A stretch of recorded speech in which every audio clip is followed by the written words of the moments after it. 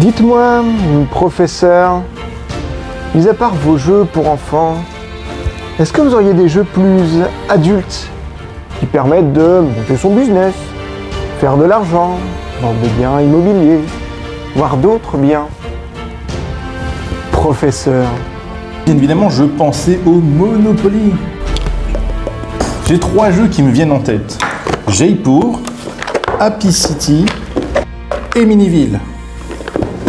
Ah oui, en fait, j'ai pris des trucs assez simples, parce qu'il n'a pas l'air très fut-fut. Alors, en fait, Jaipur, c'est un jeu de 2 joueurs, exclusivement, c'est-à-dire qu'on peut jouer que à 2.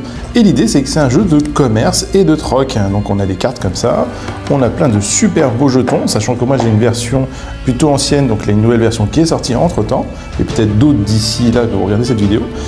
Et en fait, l'idée, c'est que c'est un jeu de troc. C'est assez simple, on troque des cartes contre la table, on essaie de faire les meilleures combinaisons possibles pour récupérer des jetons et des points de victoire.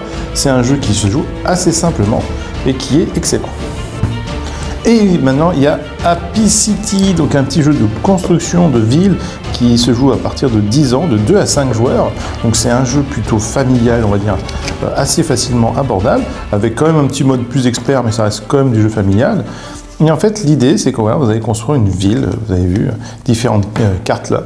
Donc on va développer la ville du bonheur, donc essayer de gagner un maximum de bonheur. Et il va y avoir des cartes qui sont au milieu de la table, comme une sorte de ligne d'achat. On va acheter au fur et à mesure.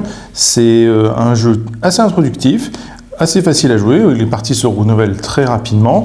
Voilà, c'est pas un jeu hyper expert, c'est un jeu vraiment de construction assez simple, mais qui mérite toujours d'avoir une petite place pour les gens qui aiment bien avoir un jeu assez tranquille et assez facilement abordable. Et on finit avec Miniville, un jeu de dés. En fait, on va lancer des dés. Pourquoi? Parce qu'en fait, les bâtiments qui sont ici vont se déclencher en fonction du résultat du dé. C'est-à-dire que si je tombe sur un 10, je vais pouvoir déclencher mon bâtiment numéro 10. Et on peut même jouer pendant le tour de l'autre. C'est-à-dire que si j'ai un bâtiment qui se déclenche à mon tour, je peux le déclencher. Alors, dit comme ça, qu'est-ce que c'est? C'est un jeu de construction de ville qui se joue de 2 à 4 joueurs. Dans cette version-là, parce que maintenant Miniville a été refait complètement avec les différentes extensions, donc on peut jouer à plus de bases.